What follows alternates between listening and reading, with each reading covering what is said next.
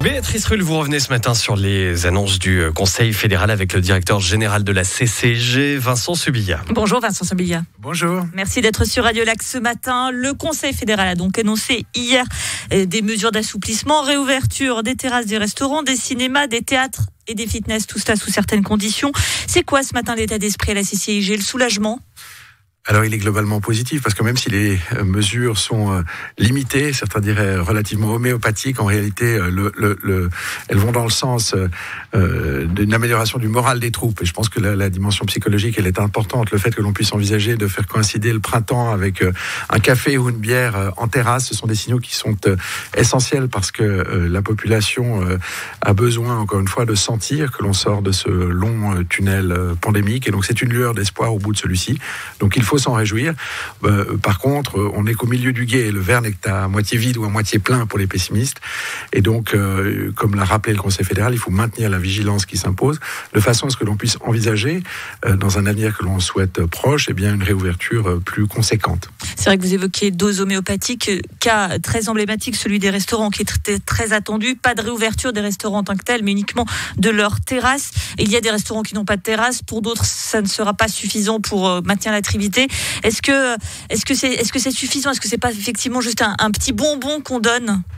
Alors effectivement, ça pose des questions sous l'angle économique en termes de viabilité de certains restaurants, parce que tous, vous le soulignez, n'ont pas de terrasse. Donc là, il y a aussi une question de discrimination, d'inégalité de traitement. Et puis la question qui se pose, c'est de savoir si l'ouverture d'une terrasse, suivant la taille de celle-ci, sera suffisante pour absorber les charges conséquentes des restaurateurs. Vous la jugez insuffisante, cette ouverture uniquement en terrasse? Alors, je pense qu'aujourd'hui, sur la base des études dont on dispose, le fait est que le virus est moins prégnant lorsque l'on est en extérieur. Et donc, à ce titre, avec une lecture, si vous voulez, sanitaire de la crise, je conçois que par étapes, ce ne soit que les terrasses qui sont ouvertes. Mais je me mets à la place des restaurateurs, qui est un domaine sinistré, qui partagent au quotidien leur désarroi avec la Chambre de commerce. Et j'entends que pour eux, et en particulier ceux qui n'ont pas de terrasse ou qui ont des charges très importantes, qui ne pourront pas compenser qu'une ouverture de terrasse, la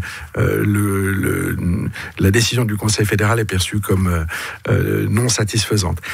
Par contre, ce qu'il faut rappeler, c'est que les aides et tout le dispositif que la Chambre de commerce a d'ailleurs plaidé, qui vient en soutien, ce qu'on appelle notamment les cas de rigueur, est maintenu. Donc en réalité, ça c'est essentiel, parce que ce que l'on veut éviter, c'est que la casse, y compris sur le plan social, c'est de cela dont on parle, ne soit trop conséquente. Donc en d'autres termes, une mesure que l'on peut juger encourageante, qui témoigne d'un optimisme mesuré et dont on espère qu'elle est la prémisse à des mesures bien plus conséquentes à terme très vite, c'est-à-dire cet été. On a quand même l'impression que le Conseil fédéral a un petit peu cédé à la pression qui montait. Il y avait l'USAM notamment en début de semaine, les partis de droite. Est-ce que vous partagez cet avis ? Je le conçois volontiers. Vous savez, il y a toujours une ligne de crête qui est extrêmement fine entre les exigences sanitaires et les paramètres économiques. Nous jugeons à la Chambre de commerce, parce que nous avons plaidé pour ces ouvertures, que la lecture qui est donnée du dossier est souvent extrêmement clinique. La pandémie, c'est certes une tragédie sur le plan humain, mais c'est aussi un drame économique. Et puis, il ne faut pas négliger la dimension sociale et psychologique de l'opération. Et en ce sens, je pense que l'ouverture des terrasses, c'est porter aussi un message d'espoir. Vous avez une population qui se sent en cage, qui est en rage aussi, on le sent, on le voit, on le perçoit. Et donc là, c'est aussi un gage quelque part de responsabilisation ou de confiance. On dit, ok, on vous a entendu, profitez, mais raisonnablement, encore une fois, de ces terrasses. Et puis, si ensemble, nous relevons ce défi, demain, on pourra se voir à l'intérieur des restaurants. Demain, les théâtres pourront passer une jauge supérieure. Demain, vous pourrez aller au fitness sans être masqué. C'est le pari que nous faisons collectivement. Et justement, imaginons que, comme en décembre, finalement, les contaminations repartent à la hausse et que l'on doive refermer. Est-ce que l'économie genevoise pourrait supporter une nouvelle fermeture de toute cette activité économique ? La différence avec le mois de décembre, elle porte un nom, c'est le vaccin.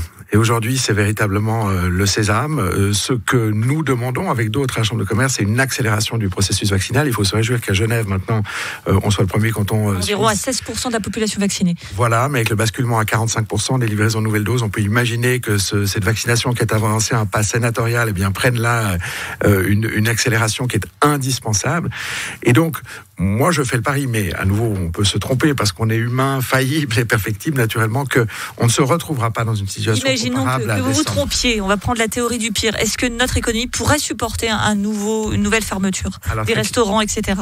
Certains secteurs d'activité, non, parce que vous avez une telle détresse dans les domaines notamment de l'accueil, je pense à la restauration, mais c'est valable pour l'hôtellerie et d'autres qui sont quand même dans l'ADN genevois, qu'envisager des fermetures additionnelles sans aide supplémentaire, eh bien, on serait non plus seulement dans une logique de survie, mais là, dans une véritable situation d'agonie. Merci beaucoup Vincent Subilia, directeur général de la CCIG. Rendez-vous donc tous en terrasse dès lundi pour manger, boire un café le matin et un peu plus l'après-midi et pour revoir cette activité, cette vie qui reprend à Genève. Merci beaucoup. C'est moi qui vous remercie. Excellente journée.